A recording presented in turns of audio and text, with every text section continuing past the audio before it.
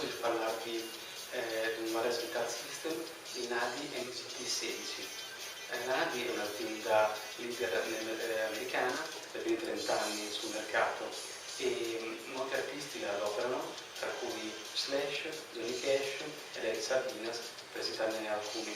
Io nel mio piccolo ho scelto questo modello perché questo qui in mano, che potrebbe sembrare il body pack, in realtà, perché siamo abituati appunto a vedere le tracolle dai chitarristi oppure collocati alla tua cintura, in realtà è la parte ricevente e questa è la parte trasmettente. Questo modello ha 16 bandi selezionabili e copre un'ampiezza di 250 kg, più o meno 75 metri. Andiamo a vedere assieme le sue features. Bene, cominciamo parlando con la parte ricevente del sistema. Allora, qui notiamo che abbiamo subito uno switch a 3 vie. Nella prima via così è spento, così è in stand-by con attenuazione di segnale di meno 15 decibel e così è acceso e quindi operativo. Poi qua abbiamo un infrared LED che è appunto l'ESC Infrared LED Windows e praticamente questo lampeggerà una volta che la nostra trasmittente sarà in sincrono con le frequenze della parte ricevente.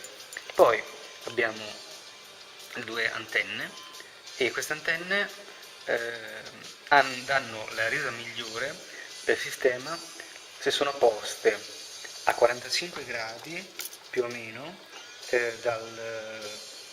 dall'asse della parte ricevente e a 90 gradi tra di loro, quindi più o meno così. E ricordiamo che ci deve essere una linea diciamo immaginaria tra la parte ricevente e la parte trasmittente, in modo che il sistema funzioni al meglio. Poi abbiamo il potenziometro del gain e una volta che il potenziometro è ruotato al massimo abbiamo un guadagno di segnale di più 4 decibel rispetto a un sistema concavo normale. Ora apriamo l'interno, questo è molto compatto, dunque all'interno vediamo che fa subito capolino questo sistema con 4 piccoli interruttori e questo è il core del sistema perché selezionando questi 4 interruttori abbiamo 16 combinazioni già prestabilite, quindi dei preset che ci permettono di selezionare la frequenza desiderata, che poi mostrerò tramite un'immagine. Poi abbiamo l'interruttore per sincronizzare appunto la trasmittente con la frequenza desiderata della parte ricevente e questo potenziometro qua. Questo potenziometro serve per regolare il segnale rumore, la soglia segnale rumore, il ratio. Quindi ruotando in senso orario mediante un passavite da minuteria si innalza il guadagno, però si abbassa appunto il ratio segnale rumore, mentre girandolo in senso antiorario si abbassa il guadagno, si alza però la ratio segnale rumore, quindi si avrà più fruscio. Di norma comunque esce dalla casa produttrice già settato in maniera abbastanza neutra, quindi al centro, in modo che non si abbia troppo disturbo. Chiudiamo. Sul retro abbiamo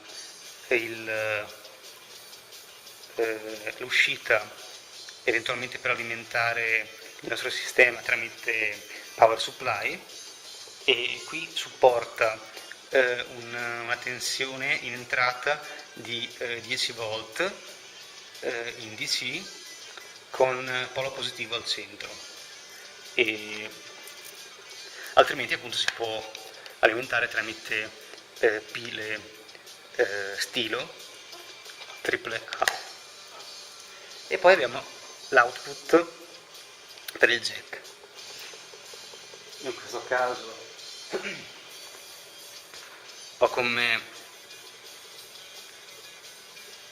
un reference RIC 43FX, questo qua, che è una patch, e vediamo come facilmente si può applicare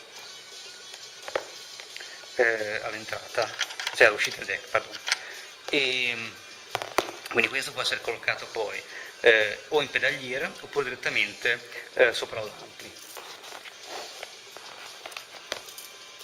Questo è il grafico relativo alle frequenze di select switch, e a seconda di come noi disponiamo gli interruttori in queste 16 combinazioni assegneremo una frequenza alla nostra trasmittente. La gamma di frequenze oscilla da 902,4 MHz fino a 923,7 MHz. Questo è un sistema concepito da NADI per cui ogni strumentista abbia il proprio wireless system.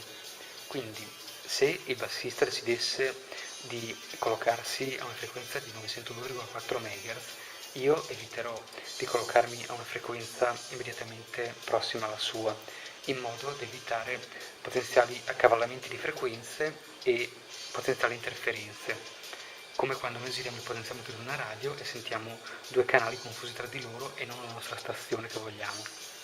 Mi collocherò ad esempio a una frequenza di 920 MHz, in modo da avere le due frequenze separate in maniera netta e da evitare interferenze.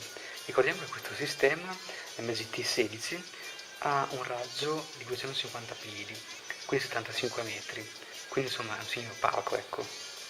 Parliamo adesso della parte trasmittente del nostro sistema wireless, che è questa. Esiste in due modi, o in versione angled, che è questa qui, con un angolo di 30 gradi, oppure in versione straight, con un angolo di 90 gradi.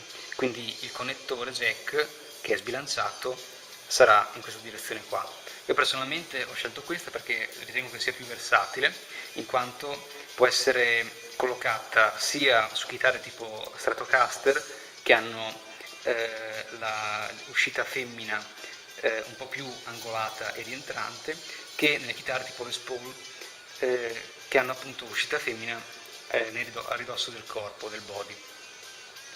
E quindi vediamo come sia facile applicare il nostro sistema su una chitarra. Basta solo inserirlo.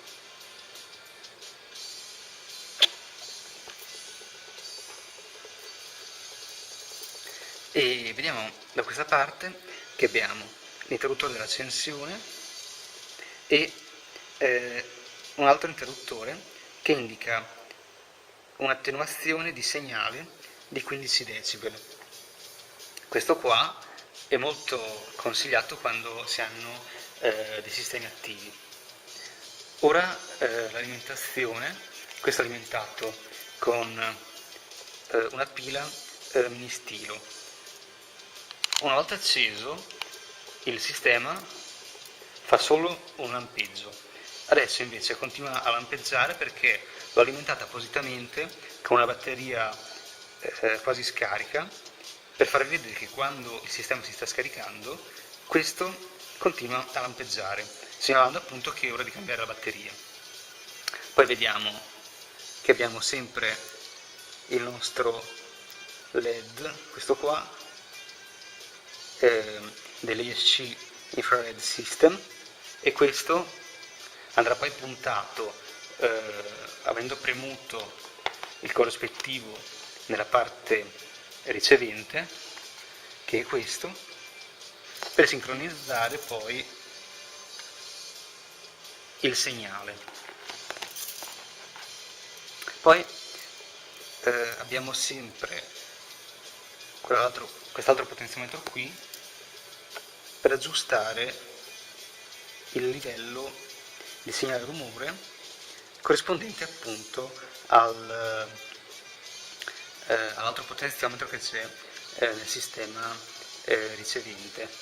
E anche questo lo sistemiamo sempre con un piccolo cacciavite di minuteria.